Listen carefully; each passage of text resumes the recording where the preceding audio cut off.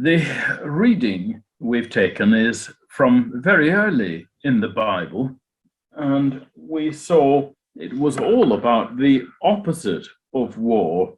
It was about treating people with decency and respect, not discriminating against someone who's disabled. If they're blind or deaf, they're not to be made fun of or treated badly. If somebody is a sojourner, an incomer, or an immigrant, they're not to be discriminated against. It's all about treating people justly and mercifully, and even more than that, you're to love your neighbor as yourself. Now, that is the teaching there from the early part of the Bible. People sometimes say, oh, well, the God of the Old Testament is a God of judgment, and the God of the New Testament is the God of love. But actually, it's the same God throughout. And God there in the Old Testament is saying that we should treat each other well. And yet people say Christianity has caused war. Richard Nixon, who was president of America for a while, wrote that the bloodiest wars in history have been religious wars. He wasn't saying specifically that Christianity has caused war. Walter Stacey, another American, it's a bit humorous what he's saying. Men have gone to war to cut each other's throats because they couldn't agree what was to become of them after their throats were cut. Really is saying some people say there's life after death, and there's dispute as to what form life after death will take, and people actually go to war over such things. What's to become of them after their throats are cut. Robert Burns, the poet, pointing out the contradiction in Christians going to war. You hypocrites, are these your pranks to murder men and give God thanks? Desist, for shame, proceed no further. God won't accept your thanks for murder. That was when they had a national day of thanksgiving for a victory in a war. Schopenhauer, the German-Polish philosopher, talked about the fruits of Christianity. Now, in the epistles, we're told about the fruits of the Spirit. And Schopenhauer said, no, those aren't the fruits of Christianity. He said the fruits of Christianity were religious wars. So he very firmly believed that Christianity had caused war. Dawkins, perhaps the most famous of the proselytizing atheists in this country at the moment, I never thought I'd agree with him, but he said or wrote, my point is not that religion is the motivation for wars, but that religion is the principal label and the most dangerous one. So I think he's saying that people have a predisposition to go to war, and very often they claim that they're fighting for a matter of religious principle or religious belief. But if it wasn't that, they'd still be going to war and fighting about something else. Well, it's nice to think that, but this picture shows a dreadful slaughter taking place. If you can see the picture and see the detail, there's somebody been killed in the bottom left. He's about to be dumped in the river, and just by there, there's a mother who's been murdered and her baby and her child lying on the ground nearby, and then somebody else has been knocked down. There's a lot of blood. In the top right, there's a gibbet with people hanging off, and under the gibbet, there's a headless corpse being dragged along. So it's full of slaughter. Somebody being thrown out of a window of that tower in the middle of the picture, and at the top of the left hand of those buildings, there's somebody being thrown off the balcony. So there's violence everywhere you look in this picture. And sadly, it's not illustrating a mythical story. It's an artist's impression of a real event. In 1572, a massacre in Paris.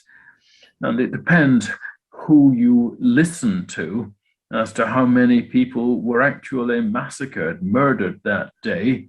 Somewhere between 5,000 and 30,000, even if it were as few as 5,000 murdered on one day in one city. It's absolutely shocking.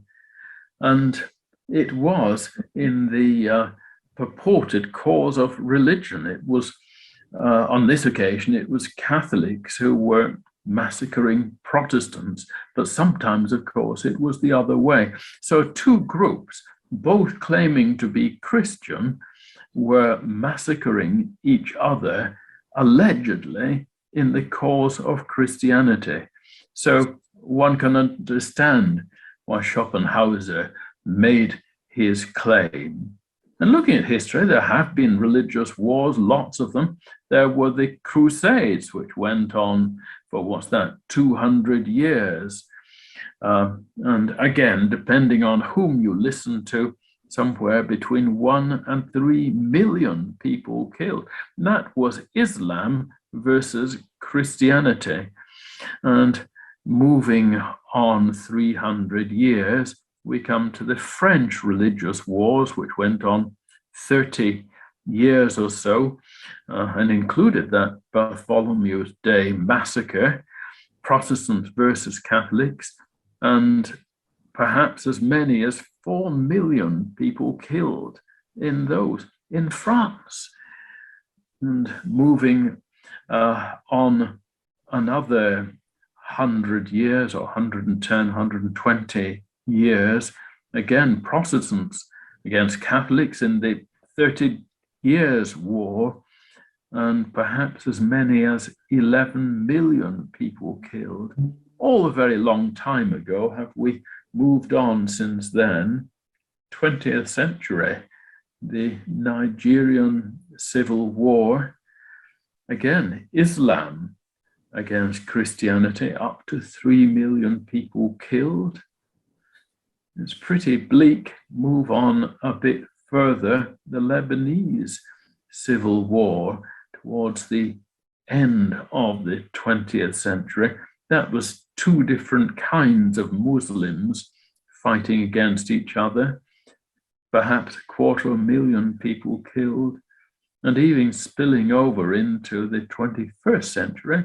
We've got things like the Sudanese Civil War, where up to 2 million people were killed.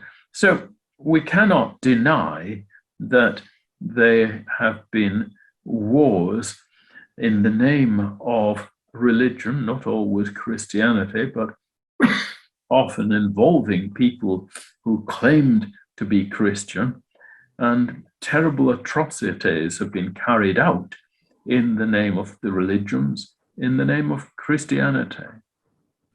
So let's look at the facts of history.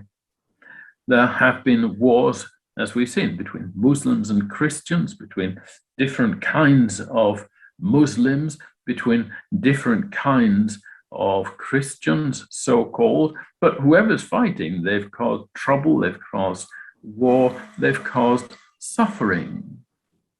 But we're going to see what the Bible says about this, and we'll see that really Bible teaching throughout the Bible is, as we read in Leviticus there, and it was against this sort of strife.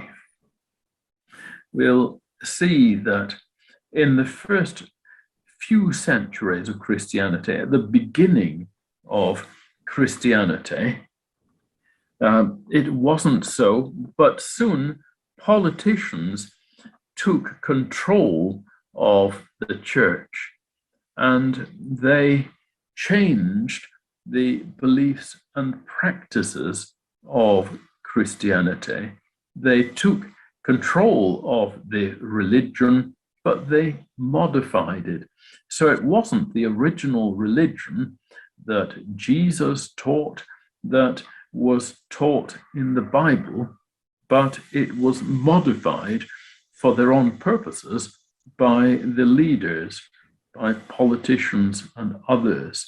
And so the suffering that's blamed on Christianity, it doesn't come from the Bible message, it's the result of politics. Politicians used Christianity for their own purposes. So let's look very briefly at the teaching of Jesus, the Sermon on the Mount. You've heard it was said, an eye for an eye and a tooth for a tooth. But I tell you not to resist an evil person. Whoever slaps you on your right cheek, turn the other to him also. You see what Jesus was saying. Don't retaliate. Someone attacks you, let them. Don't fight back. And actually, he was quoting the Old Testament there, eye for eye, tooth for tooth. That wasn't really a call to exact revenge. It was actually limiting the compensation you could receive if you suffered damage. You weren't to kill somebody because he knocked your tooth out. The best you could exact would be, well, one of his teeth, but more likely it would be monetary compensation commensurate with the loss of a tooth. Jesus went on to say, you've heard that it was said, you shall love your neighbor and hate your enemy. That's not a quote from the Bible, at least it's a half quote from the Old Testament. You shall love your neighbor, as we read in Leviticus there, and we'll look at it again in a moment. But hate your enemy, that doesn't come from the Old Testament. That was added on by others. And Jesus said, but I say to you, love your enemies. So men said, hate your enemies. Jesus said, love your enemies. So that's the teaching of Christianity. Love your enemies, bless those who curse you, do good to those who hate you, and pray for those who spitefully use you and persecute you. So the teaching of Christianity is the exact opposite of causing wars. It's about making peace. So this isn't teaching that causes war. And people say, oh, well, that's the New Testament. Old Testament was different. Well, we've already had a quick look at this. You shall not take vengeance, nor bear any grudge against the sons of your people, but you shall love your neighbor as yourself.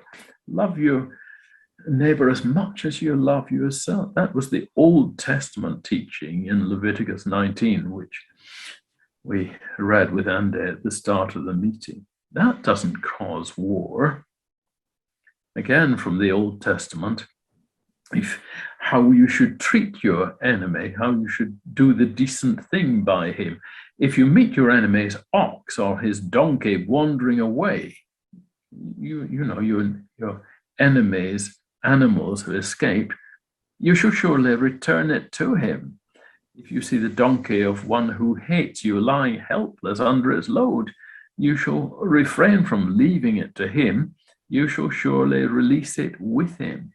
You're to help your neighbor if you see him in trouble. That was the Old Testament teaching. There in Exodus, the second book of the Bible. So if you follow the teaching of the Bible, both Old and New Testament, you'll treat your enemy well. And this won't cause war. This will bring about peace. If your enemy is hungry, give him food to eat. If he's thirsty, give him water to drink. That's from the book of Proverbs, in the middle of the Bible, getting well on into the Old Testament. But the Old Testament teaching you see there exactly the same as the teaching of Jesus in the New Testament. And it doesn't lead to war. If people followed Bible teaching rather than the teaching of the politicians and others who took charge of the church, then you won't be going to war. And people say, oh, well, that's all very well, but really, Christianity, people claim, the doctrine wasn't the teaching of Jesus. It was actually imposed by the apostles after the time of Jesus. So apostles like Paul, we'll look at what Paul taught to see that, and we'll see that in fact it's not different, as people sometimes claim, not different from the teaching of Jesus, is exactly the same. This is Paul writing, repay no one evil for evil. Have regard for good things in the sight of all men. If it's possible, as much as depends on you, live peaceably with all men. Do not avenge yourself. Give place to wrath. So exactly the same teaching as Jesus. If somebody attacks you, you're not to fight back. That's the teaching of Paul in Romans. And here he writes, see that no one renders evil for evil to anyone, but always pursue what's good. So that's Paul writing to the Thessalonians, exactly the same teaching as the teaching of Jesus.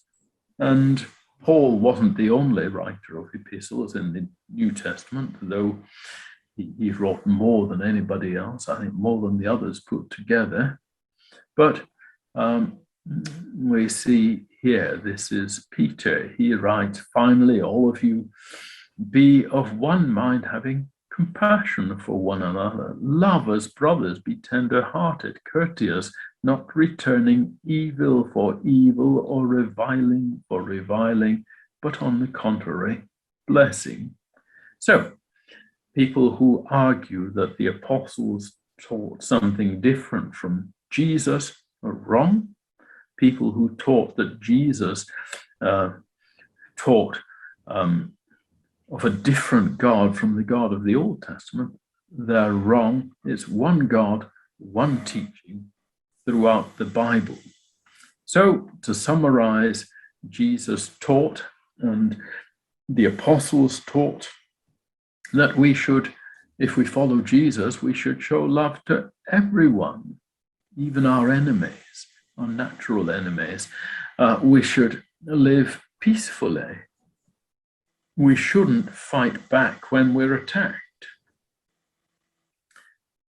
And those were the principles taught at the beginning of Christianity, and those were the principles which the early Christians followed.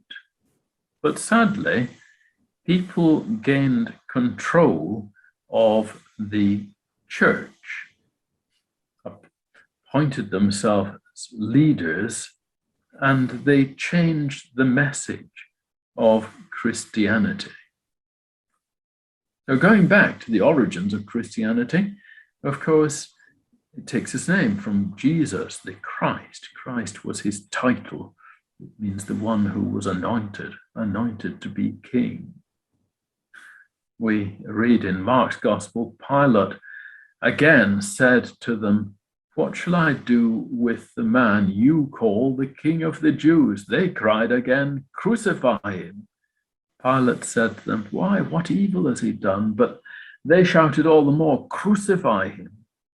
So Pilate, wishing to satisfy the crowd, released for them Barabbas, and having scourged Jesus, he delivered him to be crucified. So Jesus, the sinless one, was crucified. He didn't resist, he didn't fight, he gave himself up willingly to be crucified and taught his followers that they shouldn't resist or fight. Well, persecution soon came. We read in the Acts of the Apostles about two of the apostles, Peter and John, in the early chapters, being arrested and put in custody. That's Acts chapter 4, verse 3.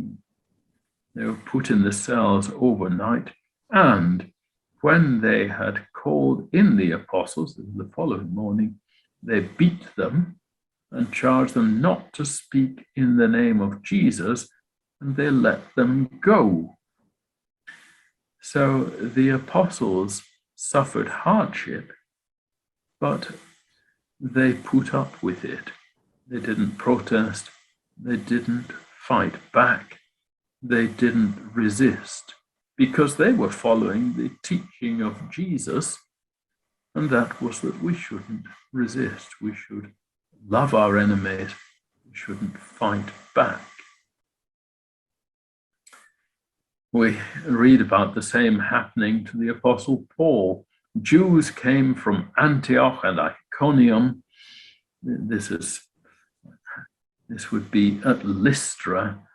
The Jews came from Antioch and Iconium. Having persuaded crowds, they stoned Paul, dragged him out of the city, supposing that he was dead.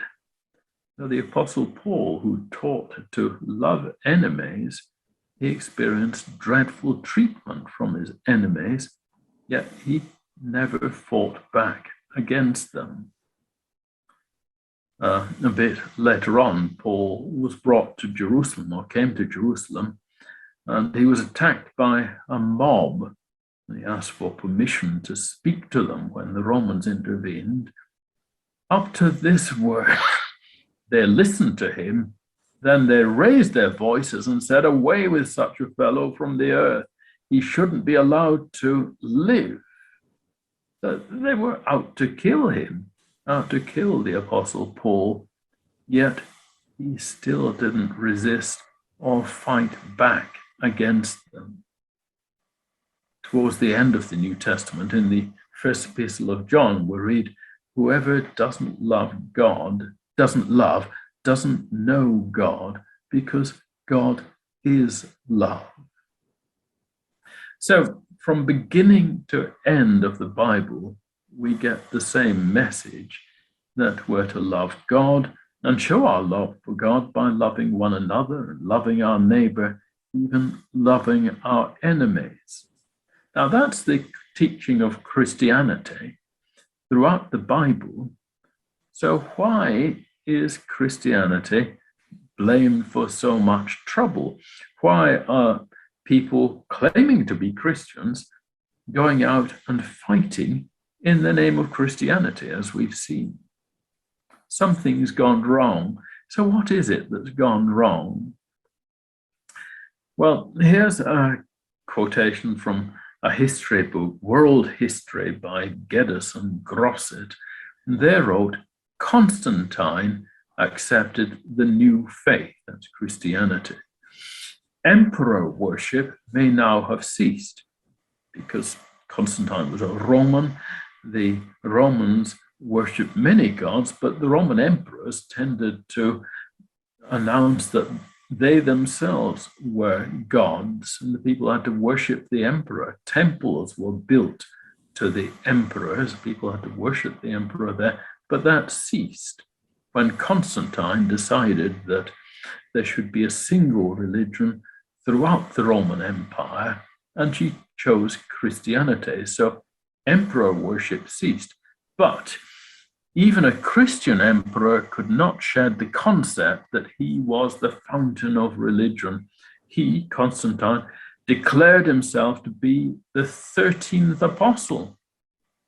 Constantine, one of the apostles of the Roman Empire, according to him, and he sat as chairman of the Council of Nicaea, which established Christian doctrine.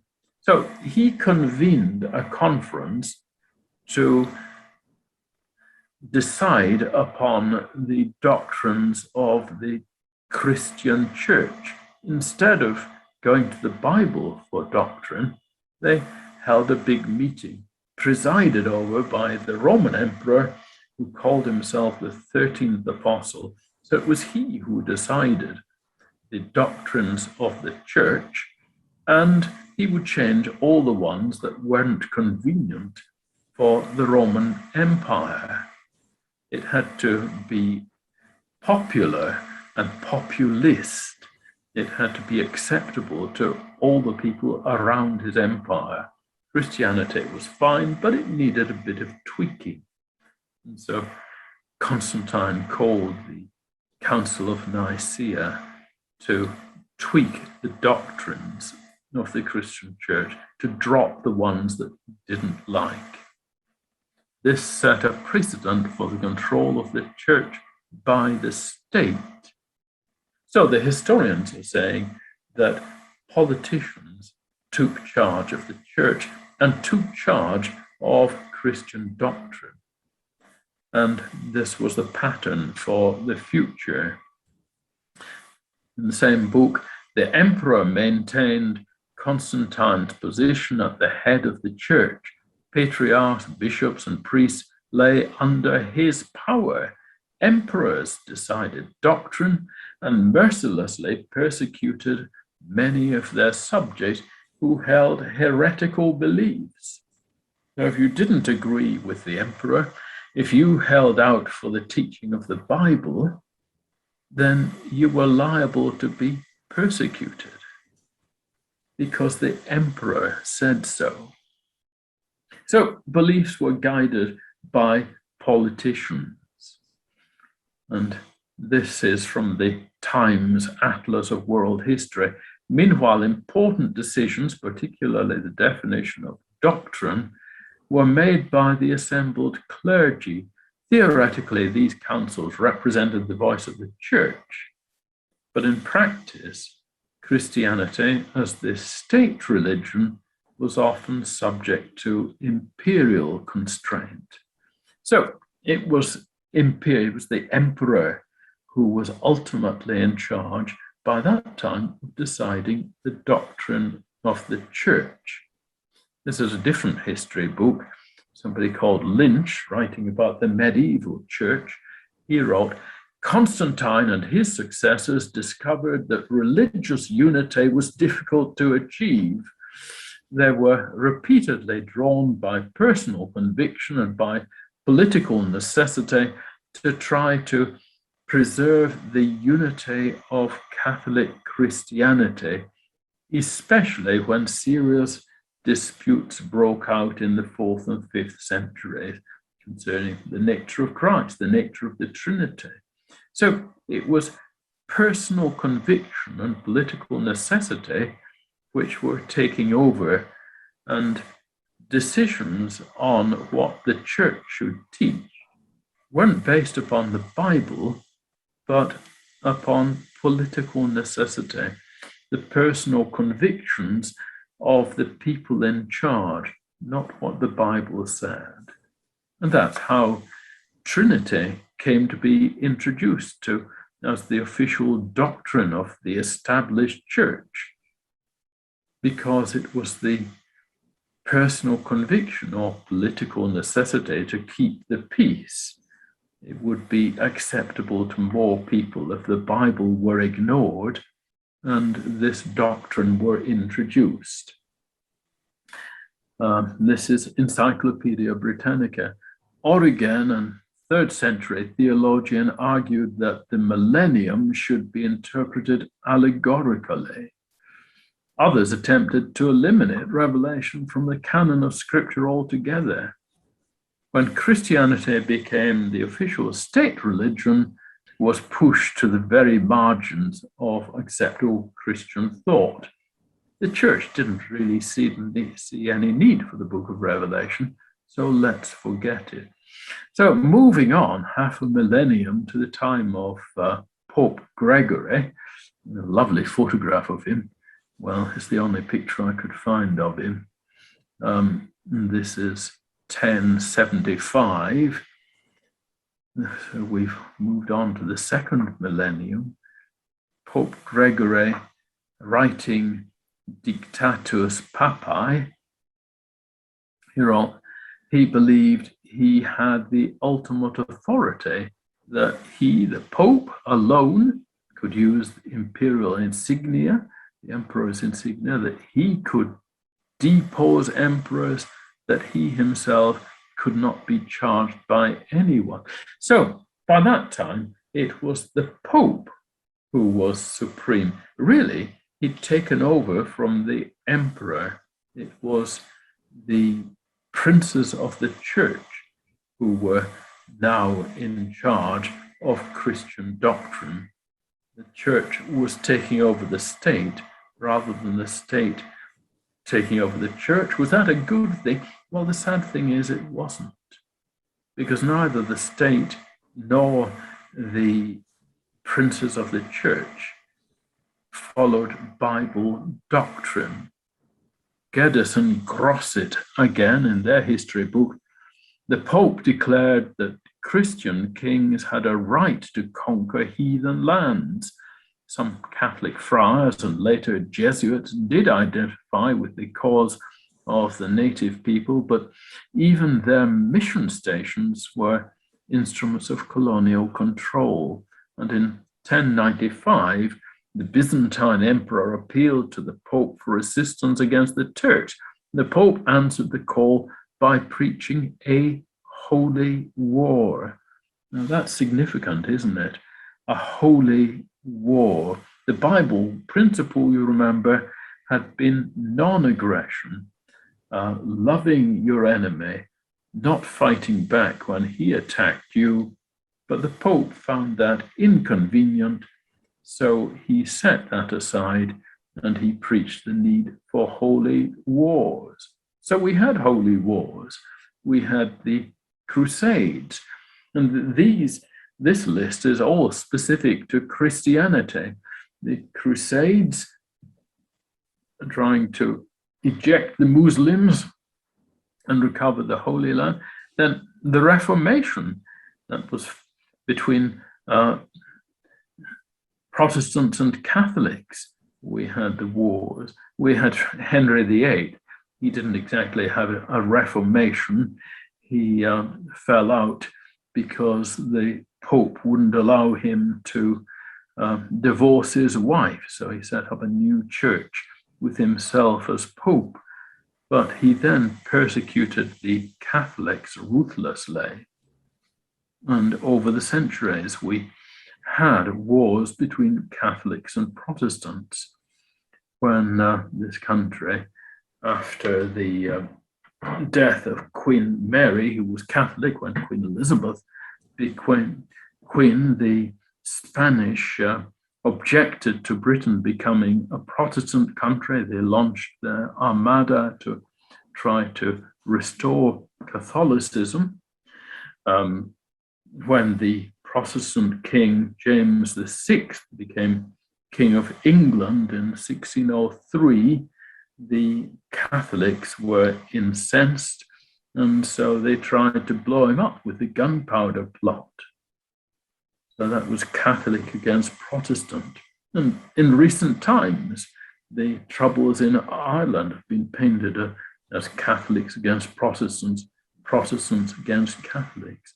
So we have factions of the church, leaving the Bible teaching of non-aggression behind, leaving true Christianity behind. Even the matter of translating the Bible led to violence. That's William Tyndale, who was actually a Catholic priest and a scholar, and he translated the Bible into English. That got him into terrible trouble with the church authorities, who didn't want the ordinary people to be able to read the Bible in their own language. It must stay in Latin. But he said, well, no, ordinary people should be able to read for themselves what the Bible actually says. And the church didn't want that. So the church hunted him down and had him burned to death as a heretic. Now, And this was caused by mainstream Christianity, not by Bible teaching. So what's our position today? We saw that Christianity was very quickly taken over by the Roman emperor, became the Roman church, but then it split 1,000 years ago. It split into Eastern and Western parts. The Roman Church, the Roman Catholic Church in the West, and the Orthodox churches in the East, based in Constantinople.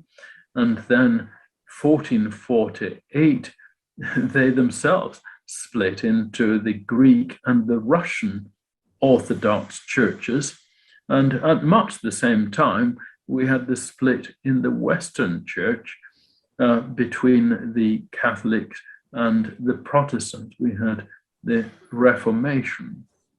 But sadly, none of them went back to the Bible teaching of non-aggression. We had lots of changes in doctrine, but the Bible, of course, hadn't changed. And if only people had gone back to the Bible, we wouldn't have had all this trouble. And often these reforms and these disagreements weren't about doctrine, they were about practice, whether to use leavened bread or unleavened bread for the Eucharist, whether to have bishops or rule by the people. The Church of England has a hierarchy of bishops. The Church of Scotland doesn't have any bishops. Each church is self-governing. Each congregation elects its own committee of elders. In the Church of Scotland, they don't have bishops. And so we have division over practice there rather than over doctrine. The doctrine itself, they sadly didn't go back to Bible teaching. And as we've seen, there have been disputes over whether the Bible should be translated to allow ordinary people to read it. And some of the doctrines which the Roman emperor introduced way back in the 4th century have gone unchallenged in all this. The doctrine of the Holy Trinity, introduced in the 4th century, no one in the main churches went back to the Bible and said, well, look, this isn't Bible teaching. Immortality of the soul didn't come from Christianity, it came from Greek and Egyptian mythology. But while they argued about the practices of the church, they didn't go back to these fundamental teachings of the Bible. And the compromise on the Bible teaching on war also remained. The emperor had said, well, we must dump that teaching about loving enemies. It isn't politically sustainable. But really, if we are serious about following Jesus Christ, we do have to follow his teaching, and we can't set it aside. So, is there true Christianity? True Christians should love all people, Jesus said. And so we do have our group of believers across the world who believe in original Bible teaching, who try to follow the teaching as best we can. So the suffering caused by war involving so-called Christian groups, the populist Christian groups, the suffering they have caused shouldn't be blamed on the Lord Jesus Christ or on the Bible, because Jesus and the Bible both taught that we shouldn't fight. We shouldn't fight back if anybody attacks us. We shouldn't go out to initiate attacks against anybody else. We're to live in peace. We're to love our enemies. So, has Christianity caused war? Well, war has been fought in the name of Christianity, but it's not true Christianity. So, to conclude, the summary. There have been wars carried out in the name of religion, but in reality, they've been about other things. As Dawkins said, they've used the pretext of religion. They've used religion as a label. In reality, they've been about nationalism or money or politics. And religion has been the label, the pretext. When we go back to the Bible teaching is that Christians should not go to war. That was the position of Jesus in the first century. It's the position of true Christians today. True Christians don't fight because Jesus said we should not fight. We should not go to war. We should not cause wars. That's the teaching of the Bible. So thank you for your attention this afternoon.